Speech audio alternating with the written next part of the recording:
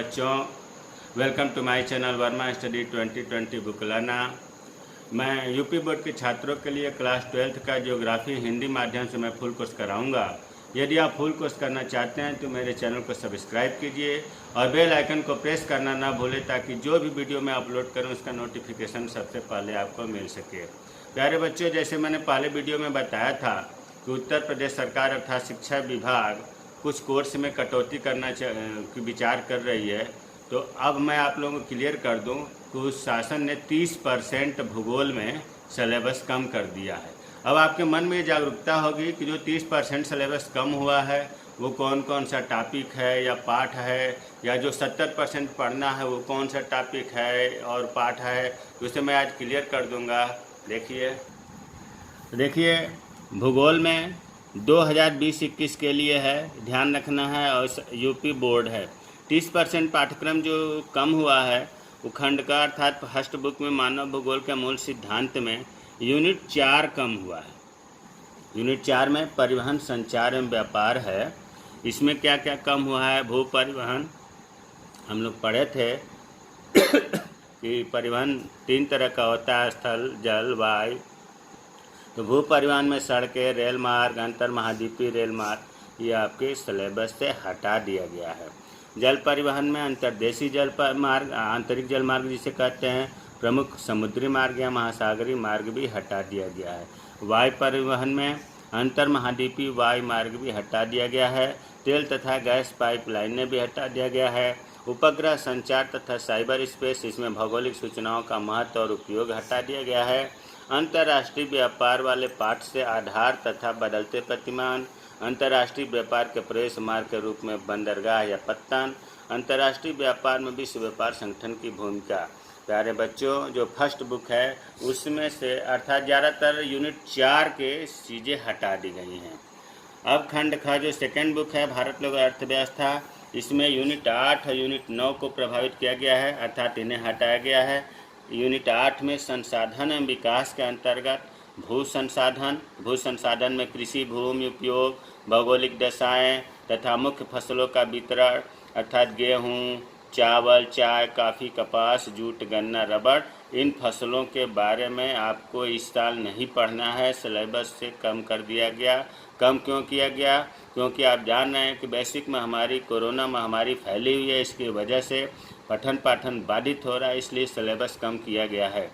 कृषि विकास तथा समस्याएं ये भी हटा दिया गया। उद्योग कितने प्रकार के होते हैं? औद्योगिक स्थिति के कारण मतलब लोकलाइजेशन, स्थानीयकरण के कारण चुने हुए उद्योगों का वितरण, बदलती पद्धतियाँ अर्थात चेंजिंग पैटर्न, लोहा इस्पात, सूती वस्त्र, चीनी, पेट्रोकेमिकल, ज्ञान आधारित उद्योग की स्थिति पर उदारीकरण, निजीकरण, भूमंडलीकरण का प्रभाव, औद्योगिक प्रवेश, ये पूरा हटा दिया गया है। अब आते हैं यूनिट 9, परिवहन, संचार तथा अंतर्राष्ट्रीय व्यापार। परिवहन, संचार तथा अंतर्राष्ट्रीय व्यापार, इसमें परिवहन, संचार तथा अंतर्राष्ट्रीय व्यापार में परिवहन एवं संचार के अंतर्गत सड़कें, रेल मार्ग, जल मार्ग, वायु मार्ग, तेल तथा गैस पाइपलाइन, भौगोलिक सूचना एवं संचार नेटवर्क। अंतर्राष्ट्रीय व्यापार में भारत के विदेशी व्यापार के बदलते पैटर्न, पतन बंदरगाह तथा उनके पृष्ठीय प्रदेशों में हवाई अड्डे।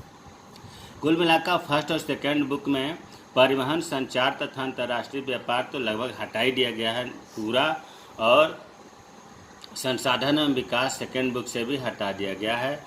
तो आप इन सिलेबस को ध्यान में रख कर के तैयारी करेंगे।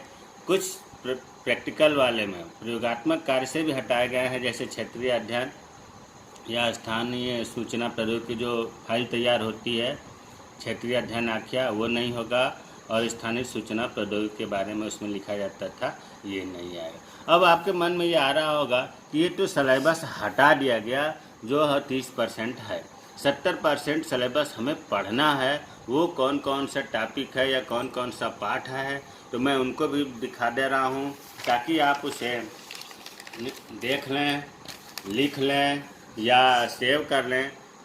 देखिए 70% पाठ्यक्रम जो पढ़ना है, ध्यान रखो बच्चों, 2020-21 के लिए है। खंड का मानव भूगोल के मूल सिद्धांत जो 35 नंबर का पेपर होता है, उसमें फर्स्ट यूनिट मानव भूगोल में प्रकृति और विषय क्षेत्र पढ़ना है। दूसरा यूनिट जनसंख्या है, जनसंख्या के बारे में पूरा पढ़ना है जितना पहले था। यूनिट 3 में आते हैं मानव क्रियाएं या मानव विकास। इसमें प्राथमिक क्रियाएं, द्वितीयक क्रियाएं, तृतीयक क्रियाएं, चतुर्थक क्रियाएं, जैसे पहले था वैसे पूरा पढ़ना है प्यारे बच्चों। उसके बाद यूनिट 4 अभी आपने देखा, जो परिवहन संचार व्यवस्था वाला पार्ट था उसे हटा दिया गया, तो यूनिट 4 नहीं है। 3 के बाद 5 आ गया। 5 जो है मानव बस्तियां हैं। मानव बस्तियों में ग्रामीण बस्तियों के प्रकार, वितरण, नगरीय बस्तियों के प्रकार, वितरण, आर्थिक वर्गीकरण, विकासशील देशों में मानव बस्तियों की समस्याएं, ये आपको फर्स्ट बुक में मानव भूगोल के मूल सिद्धांत में पढ़ना है।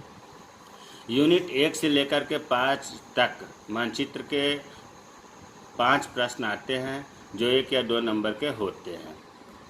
वही चीज़ लिखा गया है कि यूनिट 1 से 5 में से मानचित्र कार्य के प्रश्न, अर्थात फर्स्ट बुक से मानचित्र के सवाल आएगा जो 5 नंबर का होगा। अब जो दूसरी किताब है खंड ख, जिसको कहते हैं भारत, लोग और अर्थव्यवस्था, यह भी 35 नंबर का है। इसमें ये भारत के संदर्भ में जो हमारा इस समय चल रहा है, मैं जनसंख्या पढ़ा भी रहा हूँ इस समय, यूनिट 6 है ये। तो जनसंख्या का जो भी पूरा सिलेबस था वो चीज़ आपको पूरा पढ़ना है प्यारे बच्चों। जनसंख्या दोनों बुक में है और ये हटाया नहीं गया, इस बात का ध्यान रखिएगा। यूनिट 7 मानव बस्तियाँ दोनों बुक में है, ये भी नहीं हटाया गया है। ग्रामीण और शहरी बस्तियों के प्रकार, उनके पूरे विवरण पढ़ना है। संसाधन एवं विकास यूनिट 8 है। इसमें आपको जल संसाधन के बारे में, फिर उसके बाद खनिज तथा ऊर्जा संसाधन के बारे में, फिर भारत में नियोजन, ये चीज़ें आपको पूरा पढ़ना है किस किताब में, सेकेंड बुक में। उसके बाद यूनिट 10 है भौगोलिक परिप्रेक्ष्य में चयनित कुछ मुद्दे तथा समस्याएं, अर्थात पर्यावरणीय प्रदूषण, शहरीकरण, ग्रामीण शहरी प्रवाह, झुग्गियों की समस्याएं, भूमि अपक्षय या अपरदन, ये चीज़ें आपको सिलेबस में पढ़ना है। तो यूनिट 6 से 10 तक इसमें भी मानचित्र से संबंधित प्रश्न आएंगे, अर्थात मानचित्र के 2 प्रश्न आएंगे 5-5 नंबर के। 5 नंबर का आएगा मानव भूगोल के मूल सिद्धांत से, 5 नंबर का आएगा भारत, लोक और अर्थव्यवस्था से। तो अब आपको ये समझ में आ गया होगा कि 70% जो हमें सिलेबस पढ़ना है वो कौन कौन सा है दोनों बुकों का। प्रैक्टिकल में भी, वैसे प्रैक्टिकल में तो स्कूल में फाइल तैयार कराई जाती है, बताया जाता है, फिर भी आपको बता दूं कि जो सिलेबस है ये आपको पढ़ना है। आंकड़ों के स्रोत तथा संकलन, प्रोसेसिंग तथा विषय आधारित थीमेटिक मानचित्रण, इसमें आपको पढ़ना है आंकड़ों के स्रोत, आंकड़ों के प्रकार, प्राथमिक, द्वितीयक तथा अन्य स्रोत, आंकड़ों का प्रक्रमण, सारणियन, औसत माध्य, पूरी सांख्यिकी इसमें जो पहले था वो अभी पढ़ना है, अर्थात केंद्रीय प्रवृत्ति के माप, समांतर माध्य, माध्यिका बहुलक आ गया, इसमें विचलन भी पढ़ना है, कोरिलेशन सहसंबंध भी पढ़ना है, आंकड़ों का आलेखी निरूपण प्रस्तुतिकरण, ये चीज़ें हैं, दंड आरेख, चक्र आरेख, फ्लो चार्ट, ये चीज़ें जो आपके सिलेबस में है वो प्रैक्टिकल की है। तो आप लोगों को प्रैक्टिकल की तो चिंता करनी ही नहीं है, क्योंकि स्कूल में वो बताया जाएगा तो क्लियर हो जाएगा। लेकिन आपको फर्स्ट बुक और सेकंड बुक में सिलेबस कितना पढ़ना है आपको मैं बता दिया, इसका ध्यान रखेंगे। जय हिंद, जय भारत।